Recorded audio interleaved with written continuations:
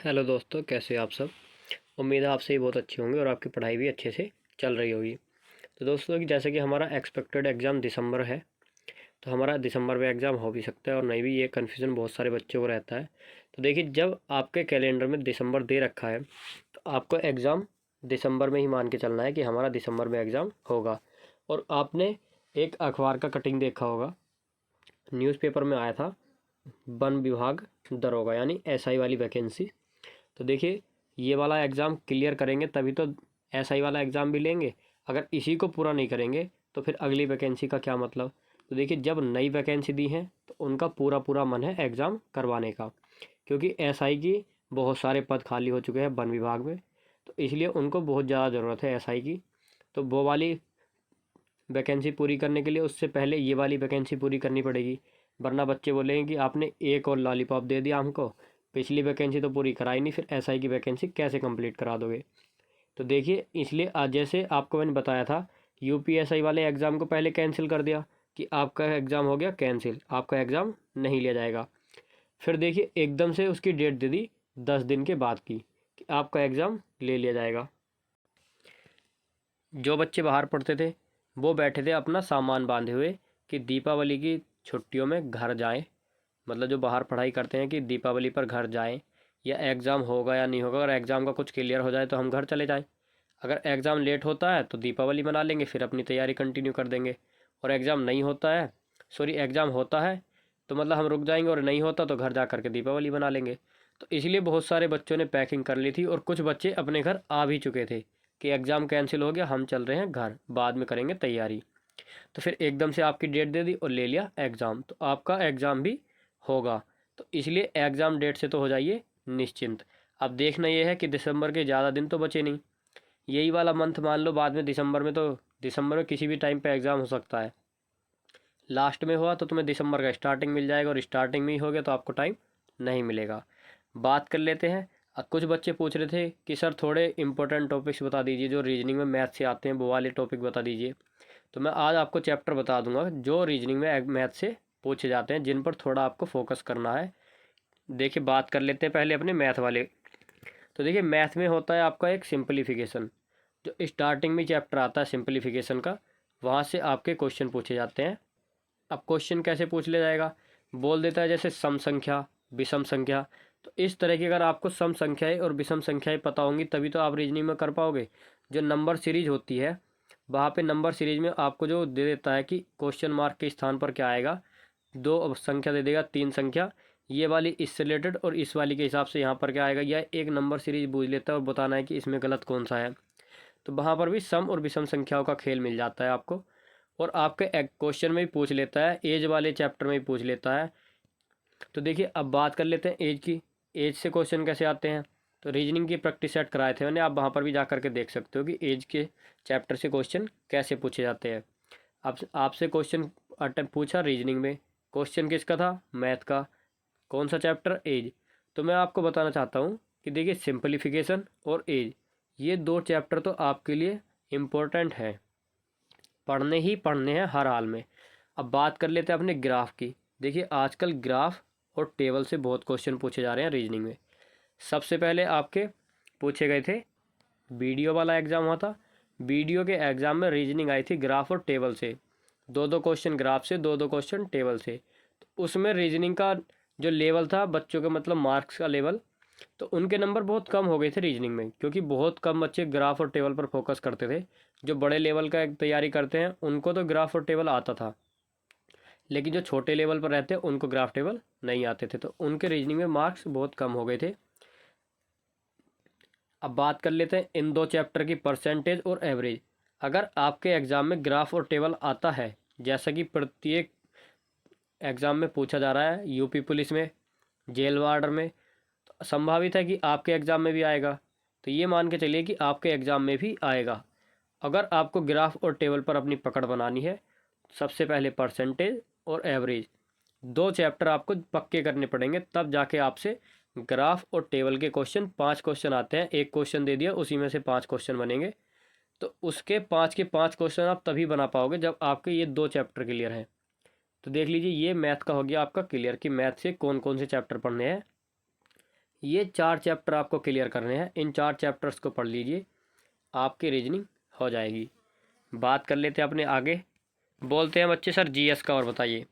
देखिए जीएस में हिस्ट्री आपको पता है कि हर पेपर में पूछी जाती है, ऐसा कोई भी पेपर नहीं जिसमें हिस्ट्री ना आए। पॉलिटी सभी पेपर्स में आती है।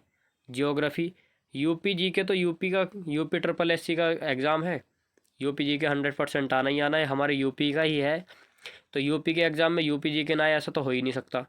तो देखिए कम से कम 8 क्वेश्चन, कम से कम 8 क्वेश्चन आपसे पूछे ही पूछे जाएंगे। और एक क्वेश्चन कि कौन किससे संबंधित है, घराने से एक क्वेश्चन 100% इससे आपको रखा मिलेगा। और एक वो होते हैं ना वाद्य यंत्र, उससे क्वेश्चन आना ही आना है। तो इस तरह से आप अपने टॉपिक क्लियर कर सकते हो। यूपी जीके के 500 क्वेश्चन की सीरीज हमारी चल रही है शाम को 8 बजे, वहाँ से आप जा कर के देख सकते हो।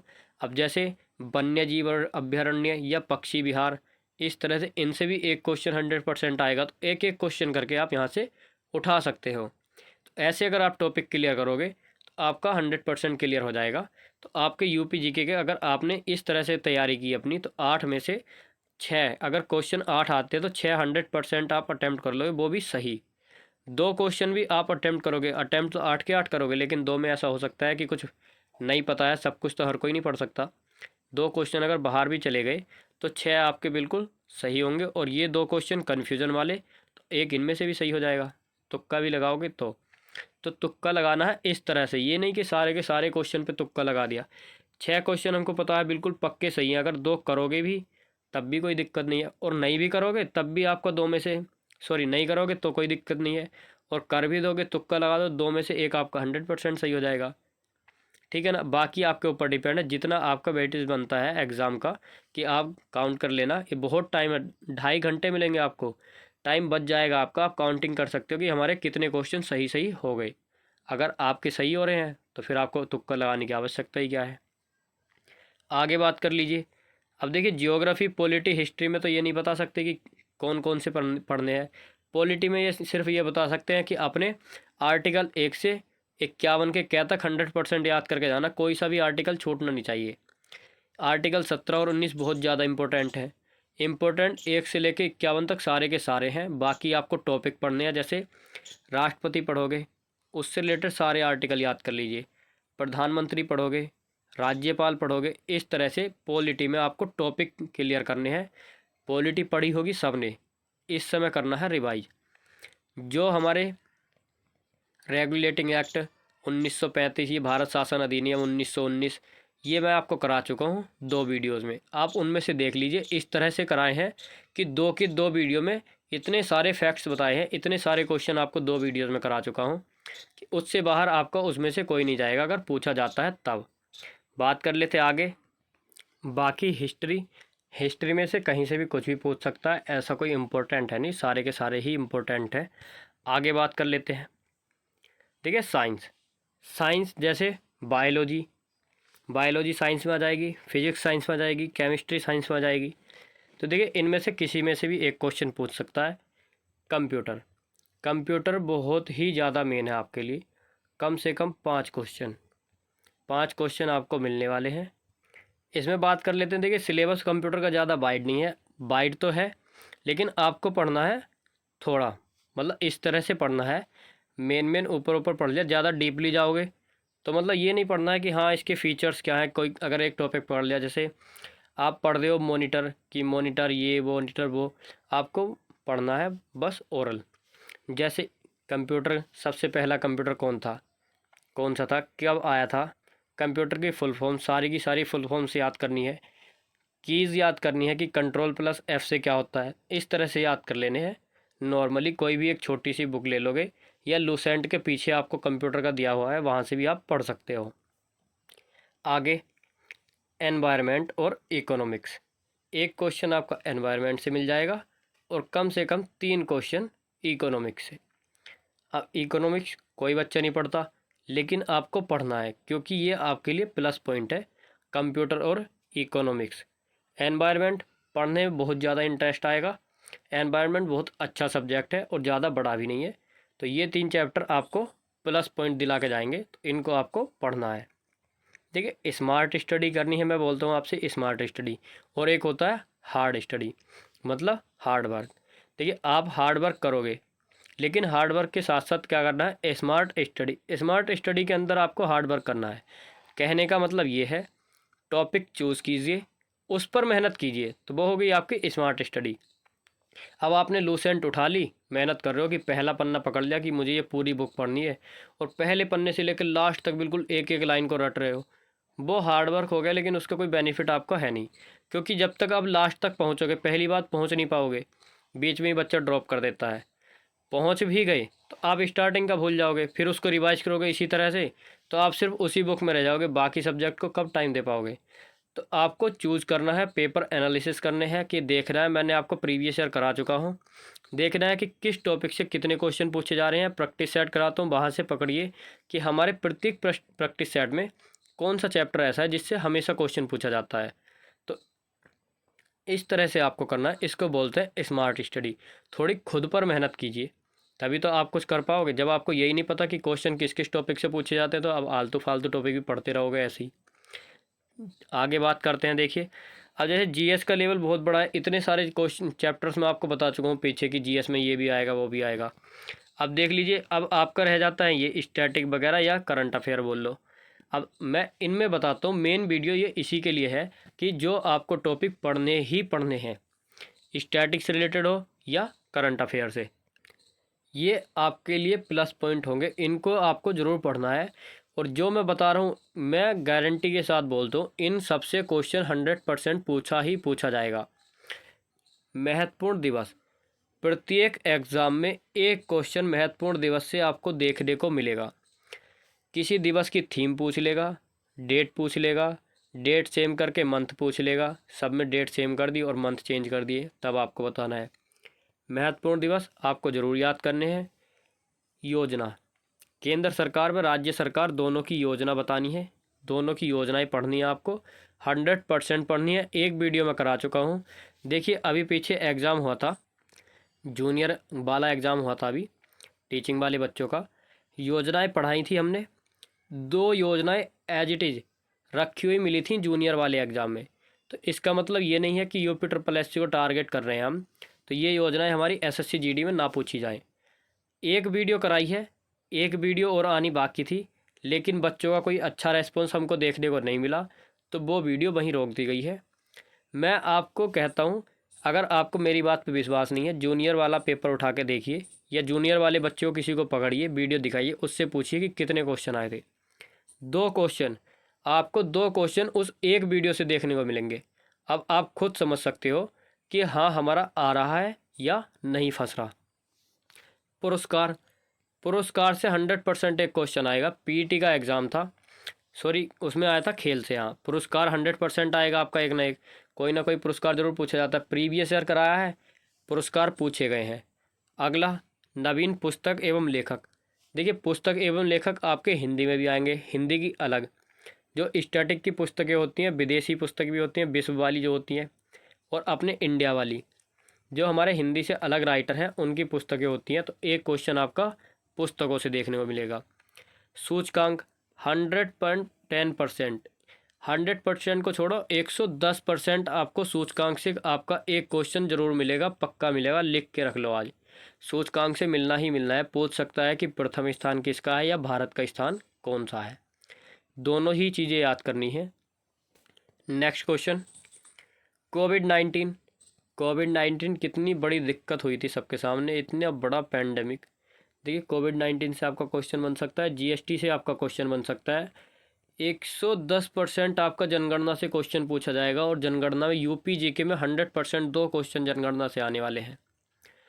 मुख्यमंत्री, राज्यपाल और राज्यों की राजधानी, ये ऐसे टॉपिक हैं जो आपको पढ़ने ही पढ़ने हैं। इन टॉपिक से हर एग्ज़ाम में क्वेश्चन पूछे जाते हैं, तो इस एग्ज़ाम को आप छोड़ करके क्यों जाओगे। ब्रांड एम्बेसडर, देखिए ये आपको पढ़ना है। ब्रांड एम्बेसडर पूछा भी जा सकता है या नहीं भी पूछा जा सकता, 50% संभावना है आपके ब्रांड एम्बेसडर की। नेक्स्ट क्वेश्चन, सॉरी क्वेश्चन नहीं है, ये हमारा लास्ट टॉपिक है, संयुक्त सैन्य अभ्यास, और मुझे लगता है शायद खेल रह गया है, खेल परिदृश्य। पीटी का एग्ज़ाम था, सभी बोल रहे थे कि टोक्यो ओलंपिक अभी तो चल रहे हैं, तो पीटी का एग्ज़ाम मतलब कितने दिन से चला आ रहा है, तो अब तो मतलब एक पेपर तो पहले ही बन गया होगा, तो पीटी में टोक्यो ओलंपिक से क्वेश्चन नहीं आएगा। फिर भी टोक्यो ओलंपिक से क्वेश्चन आया, तो इसलिए बोल रहा हूँ खेल, सूचकांक, संयुक्त सैन्य अभ्यास, ये जो भी 12-13 टॉपिक हुए हैं, 13 दिन में आप कवर कर लोगे इनको। आप हमसे बोलोगे तो ट्रिक के साथ या रिलेट करके मान लो, जिस तरह से आप वीडियो देख सकते हो, करंट अफेयर की प्लेलिस्ट बनी हुई है, एक ही वीडियो है, उसी से 2 क्वेश्चन जूनियर वाले एग्ज़ाम में आ चुके हैं। आप देख सकते हो कि किस तरह से आपको याद कराते, एक ही वीडियो में जितनी भी योजना है सारी की सारी वीडियो के अंदर ही याद करा डाली।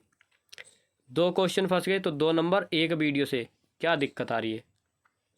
विश्वास नहीं होता, जूनियर का पेपर उठा लीजिए, जा कर के चेक कर लीजिए, आप मिला सकते हो। डिट्टो पेपर उससे मिला लो, पूरा का पूरा देख सकते हो कि बिल्कुल सेम की सेम ऐसी ही रखी हुई है। पीईटी वाले में योजना आई थी, पूछा था कि ये योजना किस सरकार की है, या होता है ना कि हमारा कोई मंत्रालय होता है जैसे आयुष मंत्रालय, तो इस तरह से पूछ लेता है कि ये योजना किसकी है, किससे संबंधित है, इस तरह से पूछ लेता है। सारी की सारी बताई थी उद्देश्य के साथ,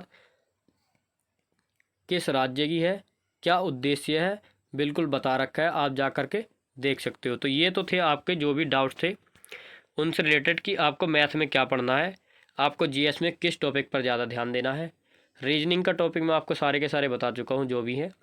रीजनिंग में जो मैथ के हैं वो यहाँ पर बता दिए। हिंदी का आप सभी को पता ही है कि क्या है। वीडियो बनी हुई है, वीडियो के आई बटन में और एंड वीडियो में दोनों वीडियो डाल दूँगा। तो दोस्तों ये तो थे हमारा आज का फॉरेस्ट गार्ड से थोड़ा सा डिस्कशन कि आपको लास्ट टाइम में कैसे करनी है तैयारी। वीडियो अच्छी लगी हो तो प्लीज़ लाइक करना, दोस्तों के साथ शेयर करना और हमारे चैनल को सब्सक्राइब कर लो। नीचे लाल बटन दिख रहा होगा, उसको दबाओगे वाइट हो जाएगा और हमारा चैनल सब्सक्राइब हो जाएगा और आप हमारे परिवार के सदस्य बन जाओगे। तो हमारे परिवार का सदस्य बनने के लिए हमारे चैनल को सब्सक्राइब कीजिए। डिस्क्रिप्शन में टेलीग्राम ग्रुप है, उसकी लिंक दी हुई है, वहाँ से आप जा कर के टेलीग्राम ग्रुप ज्वाइन कर सकते हो। वहाँ पे बहुत ही प्यारे प्यारे बच्चों से मिलोगे आप। वहाँ से आप कोई क्वेश्चन भी कर सकते हो हमसे, आपके क्वेश्चन का रिप्लाई तुरंत दिया जाएगा। जैसे ही देखा जाएगा आपका मैसेज, आपकी सारी समस्याओं का समाधान आपको टेलीग्राम पर मिल जाएगा। कोई भी क्वेश्चन, कोई भी किसी प्रकार की क्वेरी हो, टाइम टेबल आपको पता है, मैं बता देता हूँ एक बार कि हमारी क्लासेस का टाइम टेबल क्या होता है, कि कुछ बच्चों को अभी तक नहीं पता कि हमारी क्लासेस का टाइम टेबल क्या है। सुबह 8 बजे होती है हमारी हिंदी, टॉपिक वाइज हिंदी होती है। 12 बजे होती है जीएस। जीएस में आज गौतम बुद्ध कराया है, एक टॉपिक आपका क्लियर कर दिया गौतम बुद्ध का। गारंटी के साथ अगर उससे बाहर एक भी क्वेश्चन पूछा जाए तो आप हमसे बोल सकते हो, हमारे चैनल को अनसब्सक्राइब कर सकते हो। गारंटी के साथ कहता हूँ कि एक वीडियो में गौतम बुद्ध पूरे का पूरा याद करा दिया, अगर उससे कुछ बाहर चला जाए तो आप हमसे बता सकते हो कि सर तुम्हारे पढ़ाई वजह से ये बाहर चला गया और आपने ऐसा बोला था, ऐसा क्यों। हमारी शाम को होती है 6 बजे, हिंदी का प्रैक्टिस सेट होता है मिक्स क्वेश्चन का, जिस तरह का फॉरेस्ट गार्ड में हिंदी आती है। 7 बजे रीजनिंग, 8 बजे यूपीजी के शाम को। तो ये 6, 7, 8 बजे वाली ये शाम की क्लासेस हैं। 12 बजे वाली दोपहर और एक 8 बजे सुबह को। ये आपकी 5 क्लासेज होती हैं एक दिन में। तो आप इनको ज्वाइन कीजिए और फिर देखिए कि आपकी तैयारी किस लेवल की हो जाती है। बहुत सारी वीडियोस में करा चुका हूँ, बहुत सारे टॉपिक हिंदी में कवर करा दिए हैं। समानार्थी, पर्यायवाची 200 क्वेश्चन कराए हैं। 50 क्वेश्चन एक वीडियो में होते हैं और पर्यायवाची भी इस तरह से कराए हैं कि एक एक पर्यायवाची के 5-5, 7-7 ऐसे ऐसे पर्यायवाची बताए हैं जो आपको पता भी नहीं थे। तो दोस्तों आज की वीडियो यहीं तक रखते हैं, वरना वीडियो ज़्यादा लंबी हो जाएगी।